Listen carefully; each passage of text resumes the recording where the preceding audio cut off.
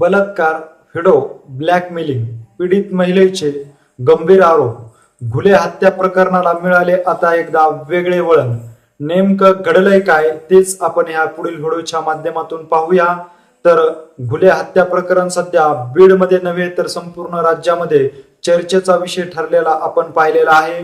केस तालुक्यातील टाकळी येथील हॉटेल व्यावसायिक असलेला विलास घुले ह्याची हत्या करण्यात आली असून या हत्येनंतर त्याच्या कुटुंबियासह नातेवाईकांनी व समाज बांधवांनी या हत्या प्रकरणातील सर्व आरोपींना तात्काळातली तात्काळ अटक करून त्यांच्यावर कठोर कारवाई करण्यात यावी या मागणीसाठी रस्ता रोको याचबरोबर पोलीस स्टेशन समोर ठिय्या आंदोलन केल्याचं आपण पाहिलेलं आहे. त्यानंतर गृहमंत्री तसेच मुख्यमंत्री देवेंद्र फडणवीस यांचा फोन आल्यानंतर पोलिसांनी चक्र जे आहेत ते वेगाने चालवली आणि त्यानंतर जवळपास 8 आरोपींना अटक केल्याचे आपण त्यावेळेस पाहिलेलं होतं. त्यानंतर उर्वरित 2 आरोपी देखील अटक केले असल्याचं आपण पाहिलेलं आहे. या हत्या प्रकरणातील एकूण 10 आरोपी अटक करण्यात आले असून त्यांची सखोल चौकशी देखील केली जात आहे. याचबरोबर या हत्या प्रकरणासह संबंध जो आहे तो खासदार बजरंग सोनवणे यांचे चिरंजीव सौरव सोनवणेचा असल्याच्या कारण पुढे करत त्याला देखील सह आरोपी करण्यात यावे. याचबरोबर पुरवणी जबाबाच्या अर्जामध्ये त्याचं देखील नाव समावेश करण्यात आलं होतं. त्यानंतर काल त्याची SIT मार्फत सखोल चौकशी देखील करण्यात आल्याचं आपण पाहिलेलं आहे. त्यामुळे हे जे हत्या प्रकरण आहे, ज्या पद्धतीने सरपंच संतोष देशमुखांचं हत्या प्रकरण गाजलं त्याच पद्धतीने विलास घुले हत्या प्रकरण देखील गाजत असून याला चांगलंच राजकीय वळण देखील मिळाल्याचं आपण पाहिलेलं आहे. ज्या वेळेस विलास घुले यांची हत्या झाली त्याच्या 2 दिवसानंतर आरोपी सापडत नसल्या कारणास्तव कुटुंब पोलीस स्टेशन समोर ठिय्या आंदोलन करीत होतं. त्यानंतर सभागृहामध्ये आमदार धनंजय मुंडे यांनी आवाज उठवल्याचं देखील आपल्याला पाहण्यास मिळालेलं आहे. या हत्या प्रकरणाला राजकीय वळण मिळत असताना आता एक धक्कादायक प्रकार जो आहे तो पुढे आल्याचं आपण पाहिलेला आहे. बलात्कार, व्हिडिओमधून ब्लॅकमेलिंग करत आपल्यावर अत्याचार केल्याचा धक्कादायक खुलासा जो आहे तो या हत्या प्रकरणातील पीडित महिलेने केल्याचं आज समोर आलेलं आहे. या हत्या प्रकरण जे आहे ते कुठेतरी लैंगिक शोषणातून झालं असल्याचं आता समोर येत असल्याचं पाहण्यास मिळत आहे.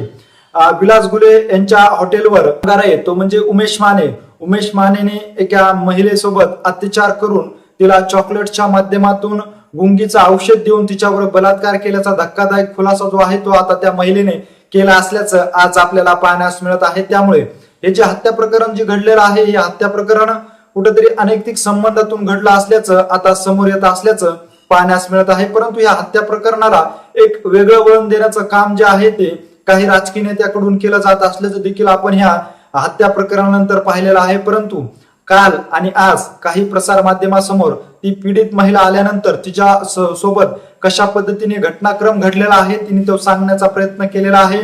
विलास घुले जो आहे तो त्याच्या वरद हस्तानेच उमेश माने आपल्यावर अत्याचार करत असल्याचं देखील तिने सांगितलेलं आहे.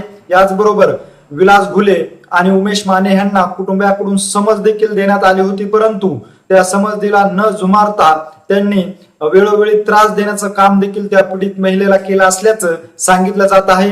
या अत्याचारातून ह्या लैंगिक शोषणातून ही हत्या झाली असल्याचं त्या महिलेने सांगितलेलं आहे.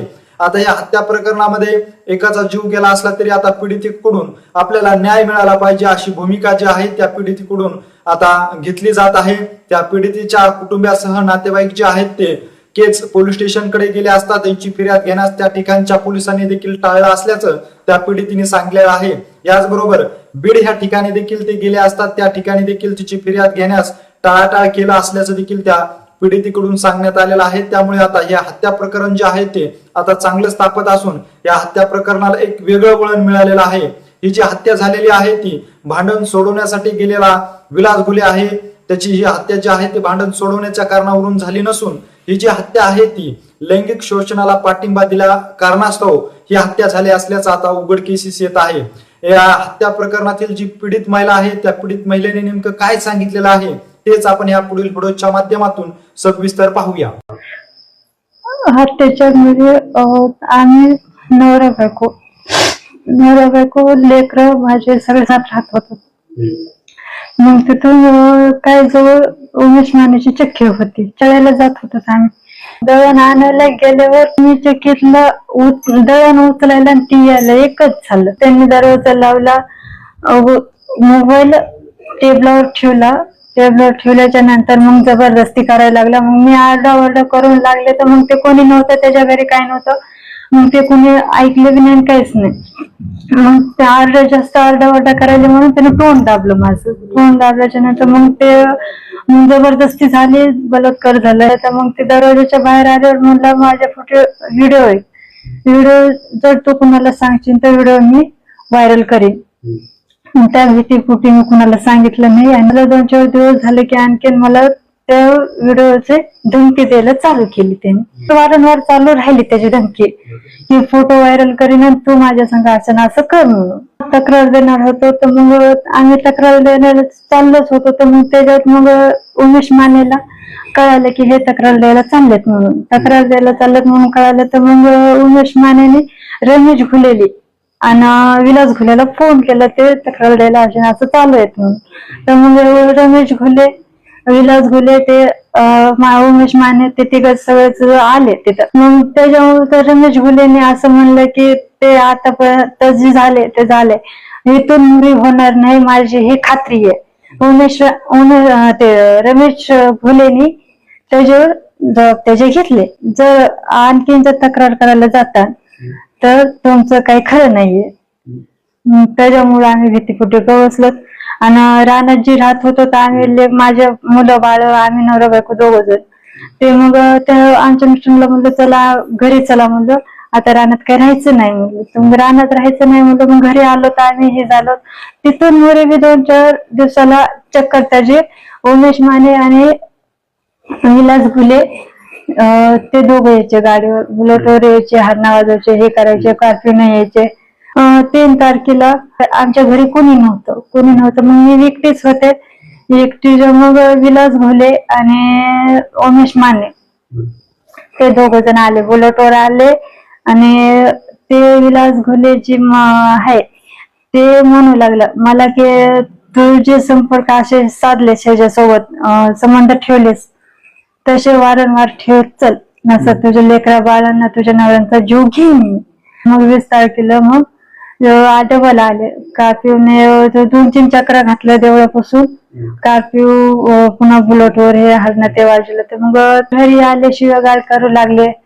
मग आमच्या मिस्टर म्हणले आता मिटलं होतं, तू आणखीन का त्रास दिलास? आमचा सुखी संसार, माझे लेकर बाळ, आम्ही सुखी संसाराने जगत. आणि ते शिवागाळ करून हे करून गेले तिथून. ते मग ते पुन्हा म्हणले तू घराच्या बाहेर निघला तर आम्ही तुला खलास करू. मग तिथून मुली धमकी देऊन गेले ते तिथून. तर मग पप्पा ते आलते हे करून, तर मग आपण समजून सांगू हे करू म्हणून. मग समजून सांगायला ते हॉटेलवर आले. असं करायलाच का नाही, मग ते समजून सांगण्यासाठी तसंच केलं. तर मग त्यांनी हाणमार चालू केले. बेरच्या बाटल्या, डेटाचे तुकडे, दगड त्यांनी हाणमार चालू केले. मग ते म्हणले हाणमार अशी का चालू केली? समजून सांगायला आम्ही आलोत म्हणले, तुम्हाला का हाणमार करण्यासाठी नाही, अगर कशासाठी नाही आलेलो. मग हाणमार चालू केल्याच्या नंतर यांनी मग पुन्हा हात उचलला. हेच विनंती माझी की तक्रार नोंदवण्यासाठी आम्ही केसला गेलतो, तर केस मध्ये आमची तक्रार घेतलेली नाही. आणखीन आम्ही बीडला बी गेलतो तर तिथं आमची तक्रार घेतलेली नाही. आमची एवढीच मागणी, आमची तक्रार घ्यावं आणि आम्हाला न्याय द्यावा.